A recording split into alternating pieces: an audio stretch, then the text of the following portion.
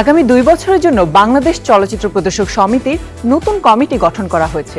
এবারের কমিটিতে আওলাদ হোসেন উজ্জ্বলকে সভাপতি এবং শরফুদ্দিন এলাহী সম্রাটকে সাধারণ সম্পাদক হিসেবে নির্বাচিত করেছেন হল মালিকেরা। বৃহস্পতিবার রাজধানীর একটি রেস্তোরাঁয় সাংবাদিকদের সাথে মত বিনিময় করেন নির্বাচিত কমিটির সদস্যরা। নবনিযুক্ত সভাপতি জানান, সিনেমা হল বাঁচাতে হলে প্রয়োজন সরকারি পৃষ্ঠপোষকতার। উপমহাদেশে সিনেমা আমদানি করে প্রদর্শন করা গেলে পুরো বছর প্রেক্ষাগৃহ খোলা রাখা সম্ভব। এছাড়াও আগামী 2 বছরের মেয়াদকালে নতুন 60টি প্রেক্ষাগৃহ নির্মাণের লক্ষ্য রয়েছে বলে জানান তিনি।